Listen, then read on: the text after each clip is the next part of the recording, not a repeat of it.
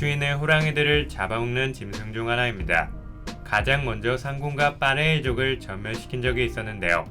이때 아이들을 딱하게 여긴 추위는 상군과 빠르만 살려줬고요. 다른 추위들이 상군과 빠르를 잡아먹지 못하게 발로 구멍을 틀어막고 떠났습니다. 그래서 추위는 상군과 빠르의 원수이기도 하면서 동시에 생명의 은인이라고 볼 수 있는데요. 이후 추위가 무케를 보고도 그냥 살려줬기 때문에 무케의 생명의 은인이라고도 볼 수 있었습니다. 그리고 이런 모습을 통해 추위는 나름 대인배라고 볼 수 있었죠. 애초에 호랑이가 중심인 세계관에서 호랑이보다 훨씬 강했고요. 말을 잘 안 듣는 추위 일족을 결속시킬 수 있었다는 건 대장 추위가 정말 강하고 리더십이 뛰어나다고 볼 수 있었는데요. 실제로 아린의 형제였던 흰눈썹보다 강한 모습을 보여주면서 아린한테도 충분히 대적할 것 같은 느낌을 풍겼습니다. 그런데 실제로 아린이 나타나니까 위험만으로 쪼는 모습을 보여줬고요. 결국 아린한테 떡 발리면서 반죽음을 당했습니다. 이때 추위는 아린과 싸우기 전에 흰눈썹한테 받은 재생벌레의 도움으로 겨우 살 수 있었고요. 근처에서 상황을 지켜보던 황유가 추위를 붉은산으로 옮기면서 이때부터 붉은산과의 인연이 시작됐습니다. 추위는 혹독한 수의나 실험에서 살아남았고요. 이 당시 항마병들을 이끌고 있던 바쿠를 떡발랐습니다. 그런데 천하의 추위도 구망한테는 역부족이었고요. 추위를 죽이기 아까웠던 구망은 귀신굴의 추위를 들여보내서 한 단계 더 성장시키기로 결정합니다. 그런데 사실 말이 성장이지 귀신굴은 말도 안 되는 곳이었는데요. 훗날 일영의 말에 따르면 이곳에서 살아나온 건 압카밖에 없었다고 합니다.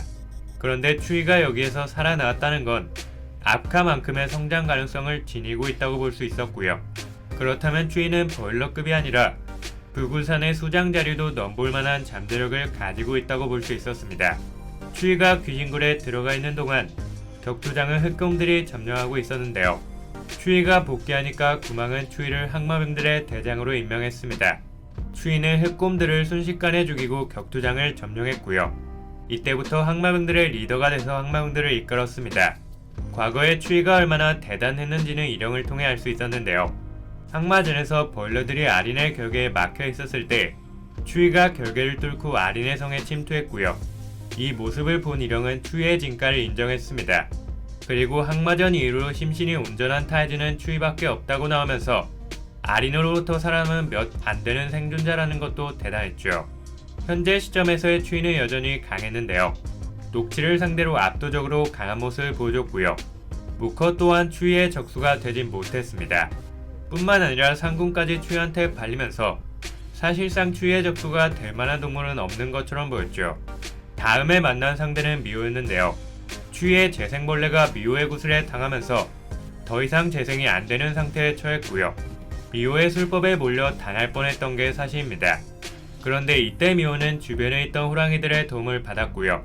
꼬리를 하나씩 희생하면서 싸웠기 때문에 완전히 대등한 대결이었다고 보긴 어려웠습니다. 추위가 상군과 무커의 대결로 지친 상태였다는 걸 감안하면 추위가 미호보다 훨씬 강하다고 평가할 수 있었습니다. 그런데 천하의 추위도 영물화한 무커한테는 상대도 안 됐는데요. 그 이유는 무커가 아린이 벌르들을 잡기 위해 자신의 생명을 나눠서 만든 존재였기 때문이었습니다.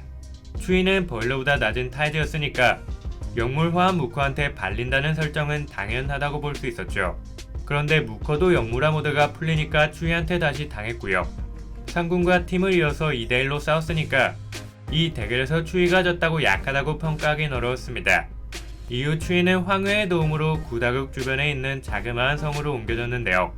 예전에 왼손이 무커한테 잘렸는데 황후가 무커에 잘려있던 손을 추위한테 옮겨 심었고요. 추위는 아이들의 도움을 받아 점점 몸 상태가 회복되어 갔습니다. 상군이라는 소리를 들은 추위는 드디어 힘이 깨어나는데요. 깨어나자마자 빠르를 떡 발랐고요. 짐조 천남성 또한 추위의 불에 당해 순식간에 죽었습니다. 그리고 무케도 추위의 불에 역부족의 모습을 보여주면서 복귀하자마자 최강의 위험을 드러냈죠. 이후 추위는 마을 사람들의 도움을 받아 원래의 체격으로 돌아왔고요. 짐조 화고와 추화보다도 훨씬 강한 포스를 보여줬습니다. 추위는 순식간에 화고를 죽였고요. 뿔할조보다도 훨씬 강한 모습을 보여줬습니다. 그나마 추위를 힘들게 만들었던 건 흠원이었는데요. 추위는 구망한테 받은 불을 사용해서 공격하려고 했지만 구망의 불이 갑자기 나가지 않았고요. 흠원들의 공격을 맨몸으로 견디다가 결국 쓰러졌습니다. 호시탐탐 추위를 죽이려고 했던 빠르는 추위가 약해졌을 때를 틈타 추위를 죽이려고 했는데요. 빠르의 공격에 추위의 염주가 끊어졌고요. 염주가 끊어진 추위는 그야말로 넘사벽의 모습을 보여줬습니다. 추위는 위안만으로 일영이 흠원한테 걸어뒀던 술법을 풀었고요. 사자우를 활용해 수많은 흠원들과 초화를 처치했습니다. 이후 추위는 대장시의 뿔도 자르는 모습을 보여주면서 수중전에서도 굉장히 강한 모습을 보여줬고요. 위안만으로 녹치를 압도하면서 여전히 녹치보다 강한 모습을 보여줬습니다.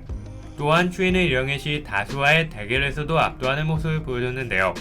일영의 시 개개인이 변종들을 가지고 놀았던 걸 감안하면 이를 통해 추위가 얼마나 강했는지 짐작할 수 있었습니다. 그런데 타지였던 추위는 보일러급이었던 일영한테는 역부족이었고요. 전투 도중에 일영의 시를 죽여서 일영의 전력을 약화시켰습니다. 또한 무커의 왼손 버프를 받아 심각한 데미지를 입혔으니까 좀 찜찜하게 일영을 상대했다고 볼 수 있었죠. 그럼에도 결국 일영의 승리를 거뒀으니까 아직 추위가 보일러급을 상대할 정도로 강하진 않다고 볼 수 있었는데요. 예전에 추위가 흠원들한테 걸려있던 일영의 술법을 푼 적이 있었고요. 일영과의 전투 도중에 정신지배가 통하지 않는 모습을 보여주기도 했습니다. 그리고 일영이 추위를 계속 견제하는 모습이 나왔고요. 추위가 붉은 산의 수장 아카와 비교된 걸 보면 향후 보일러 정도는 그냥 뛰어넘을 것 같습니다. 추위는 작가님이 밀어주려고 노력하는 캐릭터인 만큼 언제 다쳤냐는 듯이 금방 회복할 것 같습니다. 감사합니다.